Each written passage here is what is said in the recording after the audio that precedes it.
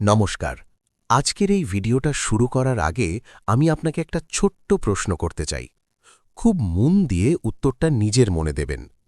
আপনি কি কখনো এমন কোনো টেস্ট করিয়েছেন, যেটা করার আগে আপনি একদম ভালোই ছিলেন, কিন্তু রিপোর্ট দেখার পর থেকেই আপনার মনে অকারণ ভয়, দুশ্চিন্তা আর অস্থিরতা শুরু হয়ে গেছে?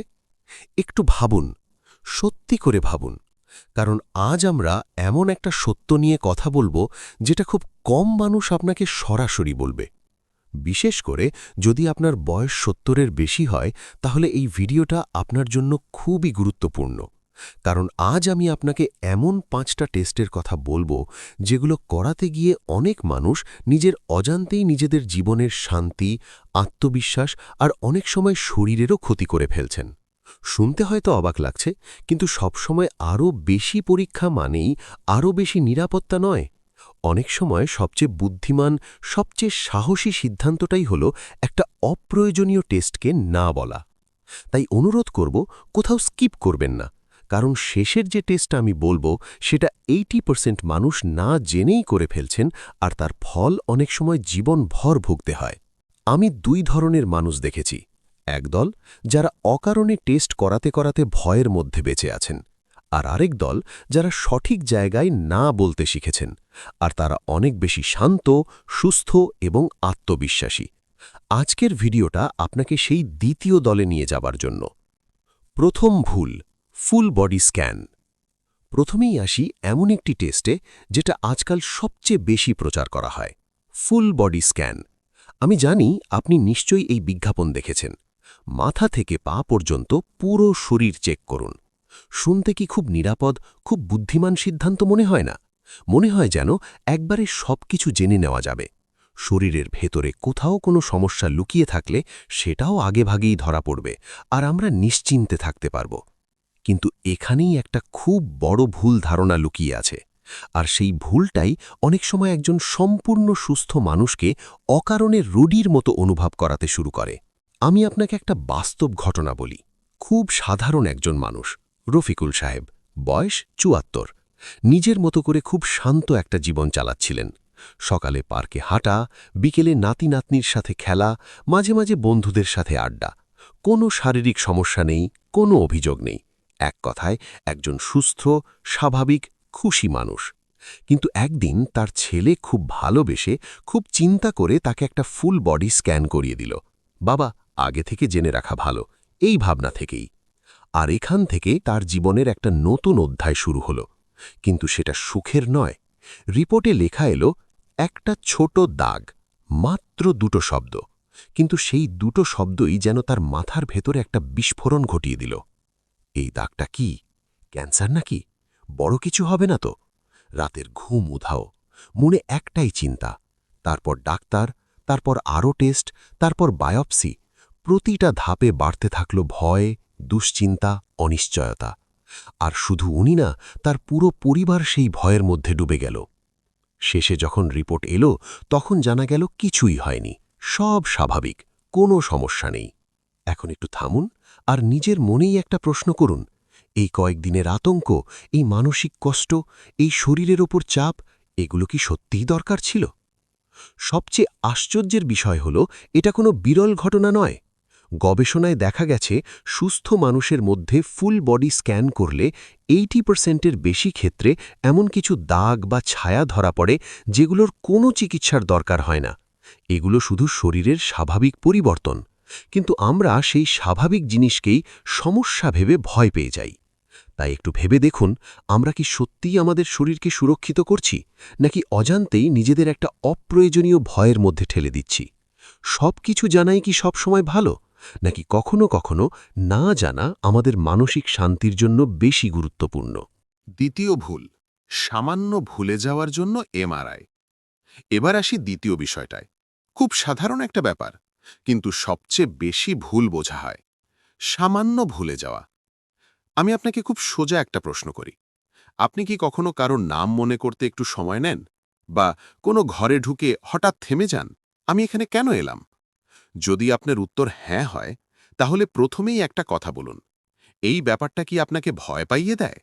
একটু চিন্তা করে দেখুন। কারণ বেশিরভাগ মানুষ এখানেই ভুলটা করে। পরিবার চিন্তা করে এটা হয়তো বড় কোনো রোগের শুরু। তারপর বলা হয় একটা এমআরআই করে দেখি। মনে হয় মেশিন সব সত্যি বলে দেবে। কিন্তু আপনি জানেন কি, ৭৫ বছরের বয়সী প্রায় ৯০% মানুষের এমআরআই রিপোর্টে এমন কিছু লেখা থাকে যেগুলো শুনলে ভয় লাগে, কিন্তু বাস্তবে সেগুলো সম্পূর্ণ স্বাভাবিক। রিপোর্টে লেখা থাকে অ্যাট্রোফি, ব্রেইন চেঞ্জেস।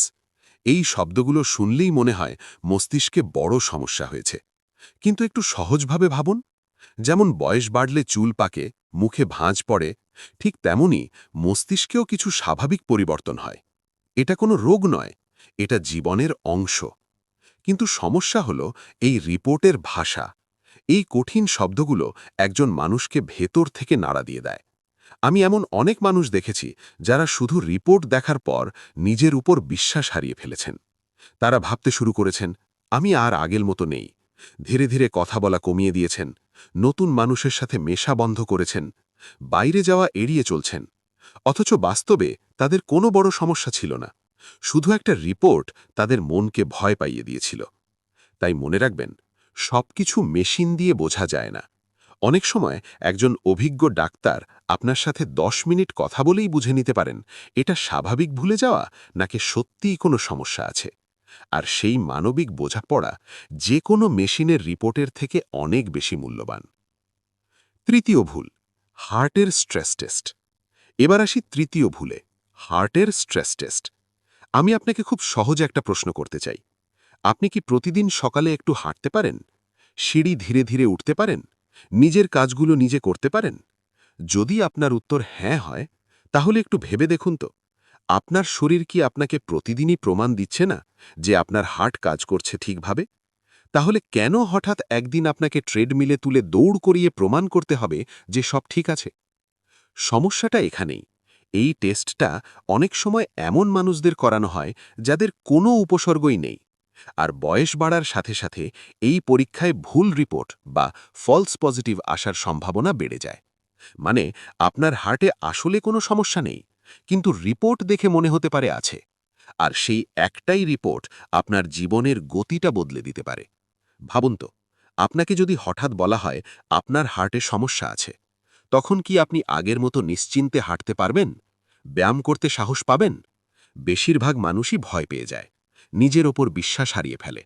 অনেকেই অকারণে ওষুধ খাওয়া শুরু করে, এমনকি আরও বড় বড় টেস্টের মধ্যে ঢুকে পড়ে। কিন্তু বাস্তবতা হল, শরীরের নিজের একটা ভাষা আছে। যদি সত্যি হার্টে সমস্যা থাকে, তাহলে শরীর আগে থেকেই সংকেত দেয়। যেমন হাঁটার সময় বুক চেপে ধরা, অস্বাভাবিক শ্বাসকষ্ট, মাথা ঘোরা। এইগুলোই আসল ওয়ার্নিং সাইন। তখন অবশ্যই পরীক্ষা দরকার।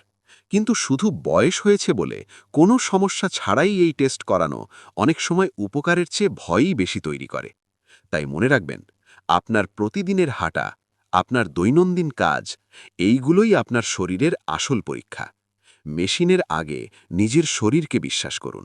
চতুর্থ বিষয়, ৭৫ বছরের পরে কোলোনোস্কোপি। এবার চতুর্থ বিষয়, ৭৫ বছরের পরে কোলোনোস্কোপি।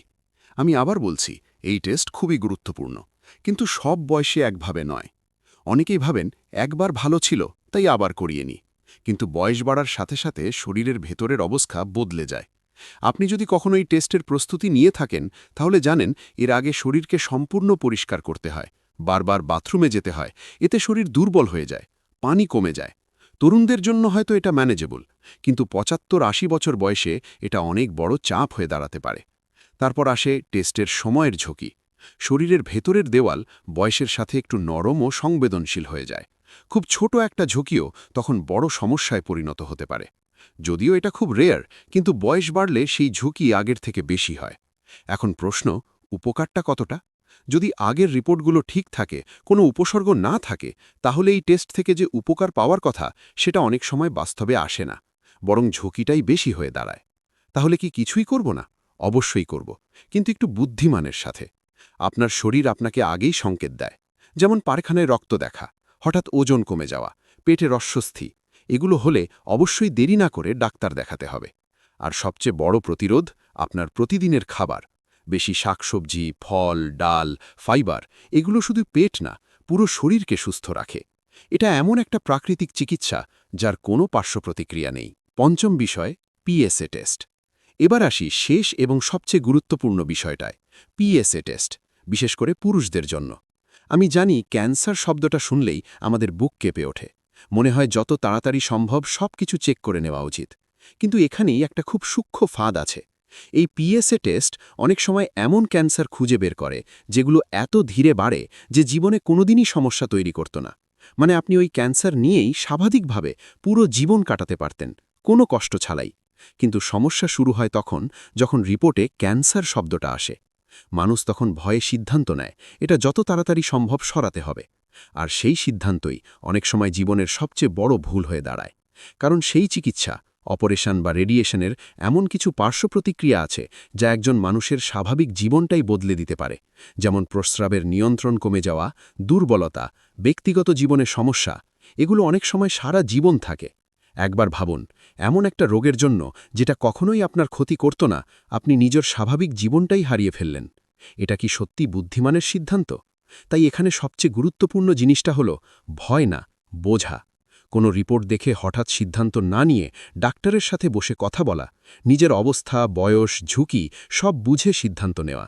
মনে রাখবেন, সব ক্যান্সার একরকম নয়, আর সব রিপোর্টের জন্য একই সিদ্ধান্ত নেওয়াও ঠিক নয়।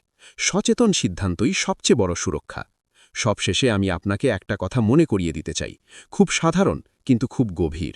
স্বাস্থ্য মানে শুধু রিপোর্টে সব ঠিক থাকা নয়। স্বাস্থ্য মানে আপনি কি হাসতে পারছেন, নিজের পায়ে হাঁটতে পারছেন, নিজের প্রিয় মানুষদের সাথে সময় কাটাতে পারছেন, আপনার মনটা কি শান্ত আছে? কারণ জীবনের এই সময়টা সবচেয়ে মূল্যবান। আর কখনো কখনো এই মূল্যবান সময়টাকে রক্ষা করার জন্য সবচেয়ে গুরুত্বপূর্ণ সিদ্ধান্তটাই হলো অপ্রয়োজনীয় কিছু থেকে নিজেকে দূরে রাখা। ভিডিওটা যদি আপনার মনে একটু হলেও দাগ কেটে থাকে, তাহলে অনুরোধ করব এটা আপনার বাবা মা, দাদা দাদি বা পরিচিত বয়স্ক মানুষদের সাথে শেয়ার করুন। কারণ হয়তো এই ছোট্ট তথ্যটাই তাদের অনেক বড় কষ্ট থেকে বাঁচাতে পারে। আর কমেন্টে আমাকে একটা জিনিস অবশ্যই জানাবেন, আপনি কি কখনো এমন কোনো টেস্ট করিয়েছেন যেটা পরে আপনার কাছে অপ্রয়োজনীয় মনে হয়েছে? আপনার অভিজ্ঞতা অন্যদেরও সাহায্য করতে পারে। ধন্যবাদ। সুস্থ থাকুন আর নিজের যত্ন নিন, কিন্তু সবসময় সচেতনভাবে।